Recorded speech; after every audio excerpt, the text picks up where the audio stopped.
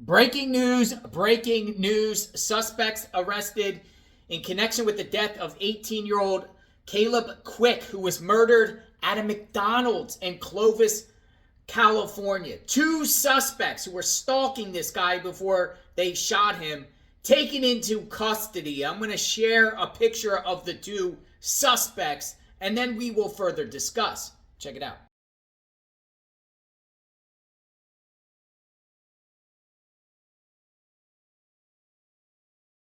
Those two were Cassie, Michael, and Byron Rangel. Oh, they're in some big trouble with the law. This was an 18-year-old prominent student, well-liked. Authorities give a press conference update about all the details of this case that we're following extensively on JLR Investigate. This was a murder at a McDonald's. You're supposed to go to the McDonald's and have your Big Macs and nuggets and chicken sandwiches and be in peace and not to get murdered at McDonald's. Let's share what the police have to say, and then we will further discuss. Well, good morning, everybody. You guys all good to go? Yep.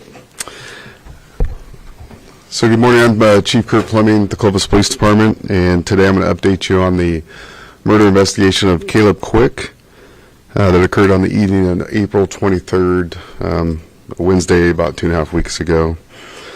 I just want to start off with the last press conference. I had a question asked to me that if our community was safe, and at that time I wasn't confident to answer that question that we were, but today I'm extremely confident to say our community is safe.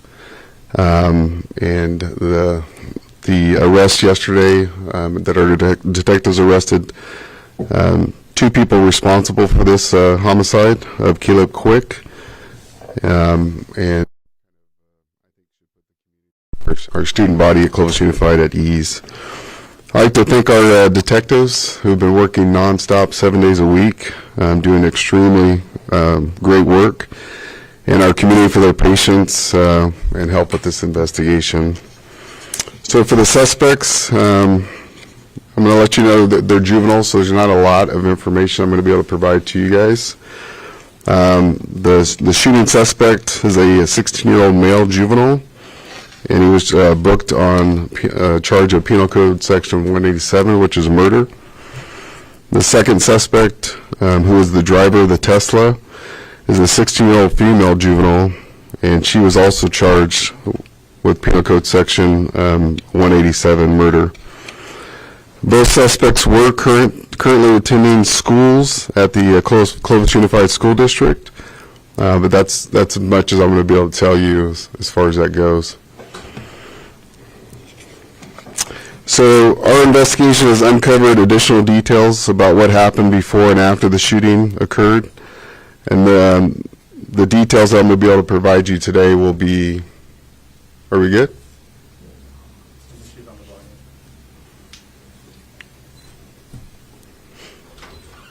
Is that for everybody? Yeah.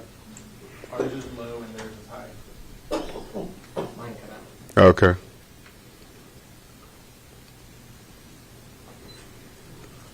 I want to keep going then if if you guys can't hear.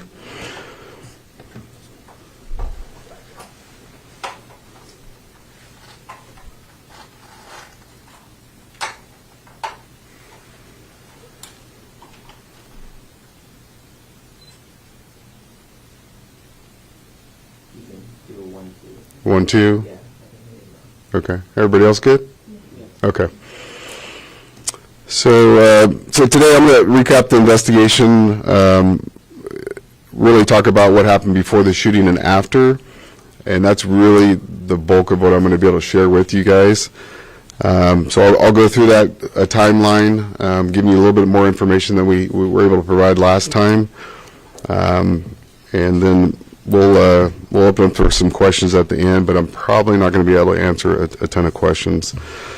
So on April 23rd, 2025 at 7:44 p.m., the white Tesla that we ultimately recovered arrived at McDonald's, the parking lot, with both suspects inside. And here's a photo. We're not going to show any video. These are all going to be still photos.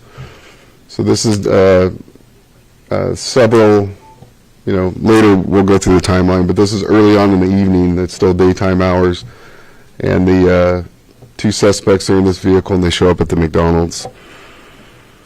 They stay for about 28 minutes, and at 8:12, the Tesla leaves the McDonald's parking lot with both of the suspects inside the vehicle. This is just a picture of the vehicle leaving. It had parked right in front of the McDonald's. 10 minutes later, at 8:22 p.m., surveillance footage shows Caleb entering the McDonald's. So this is that previous video that we provided in the last press conference, so just the still of him coming into the McDonald's. 11 minutes after Caleb entered McDonald's at 8:33 p.m., video surveillance footage on Knees, west of Willow, show the male suspect walking eastbound on Knees on the south side of the street. So if you can see that there, he's walking towards McDonald's. At the same time, so this is at 8:33, at the same time at 8:33, the white Tesla arrives back at the McDonald's parking lot, being driven by the female suspect. And she's going to park a couple sets of rows back south of the location. At 8:38 p.m., surveillance footage shows the male suspect entering McDonald's, which we previously provided the video for that. And then at 8:54 p.m., again, this is prior video footage, just shows him sitting inside of the McDonald's. 8:56, the suspect follows the victim and his friends exiting the restaurant, which again, we've provided this before. The shooting occurs right after this, after they walk outside. The suspect runs west through the parking lot towards Willow. 1 minute later at 8:57 p.m., video surveillance footage on Knees, west of Willow, show the male suspect running westbound on Knees on the south side of the sidewalk. So the same camera that we had earlier with him walking is now showing him running back the opposite direction.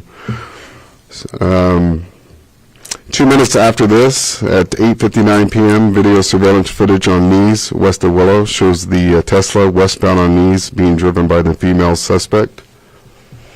So she actually goes by this location, does a U-turn kind of in front of the church, comes back, makes another U-turn and goes back again westbound, we believe looking for him.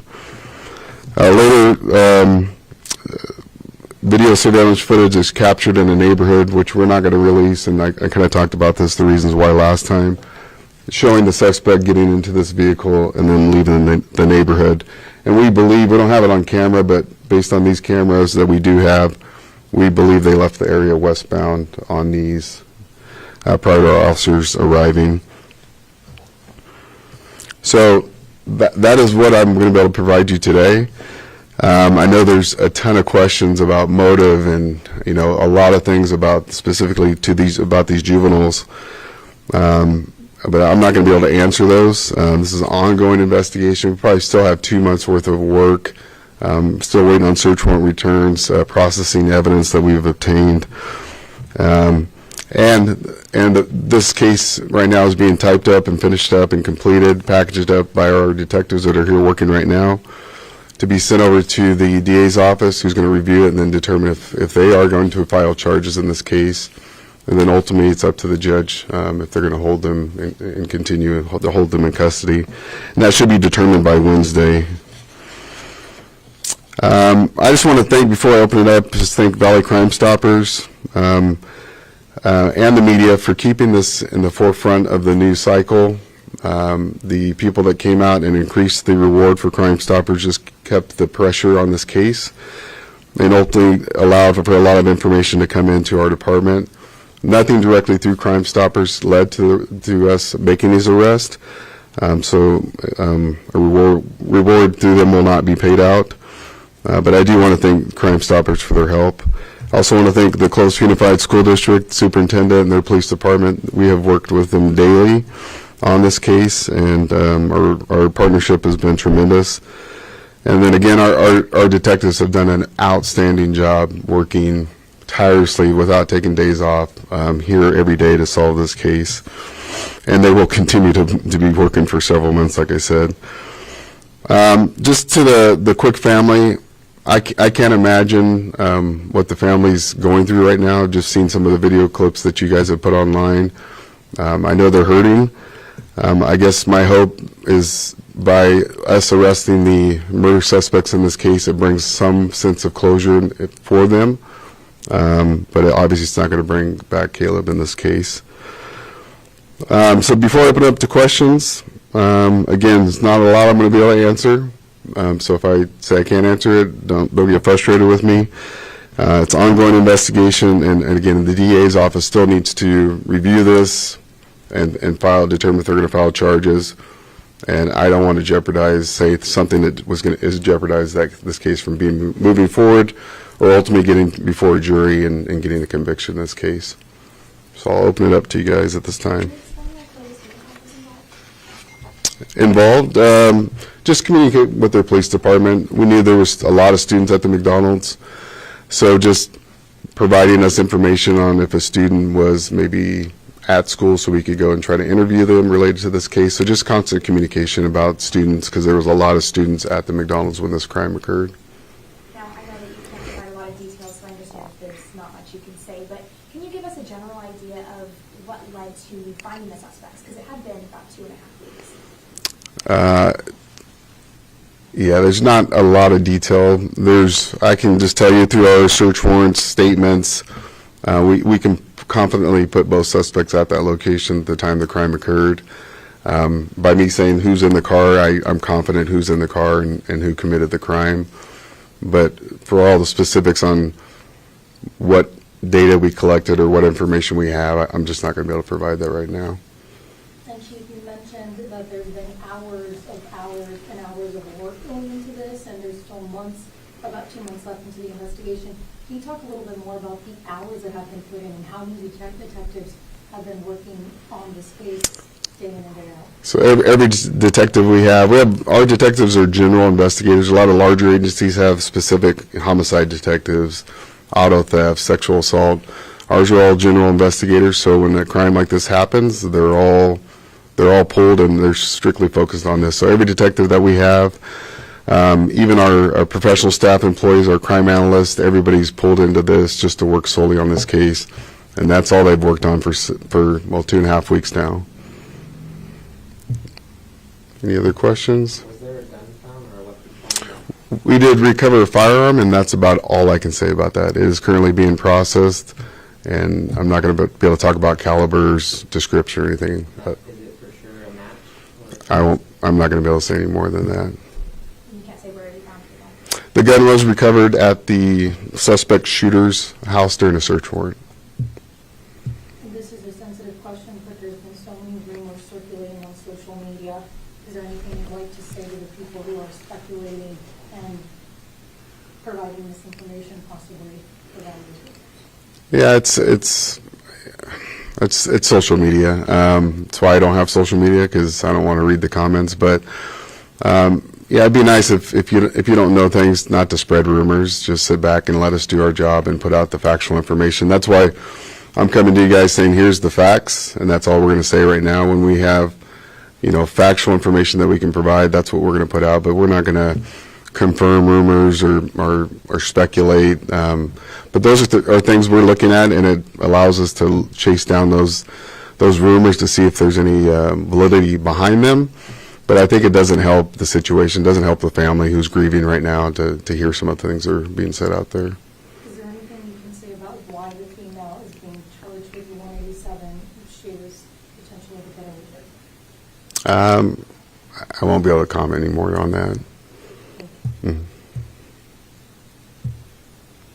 Any other questions? Yeah. Was any Oh. of the money from the Valley Crime Stoppers Award, was that given out or anything like that? Was it any of the tips that led to this arrest? No, so we had received a little under 100 tips through Crime Stoppers, but none of them led directly to the arrest of the suspect. So the reward will not be paid out in this instance. But again, they were super valuable, just using their organization, the community members that came out and increased that reward to the level it got to. And again, I appreciate the media for continuing to keep this story alive in your news cycles. It really helped us in keeping the pressure on and getting the information we needed. the answer to anything.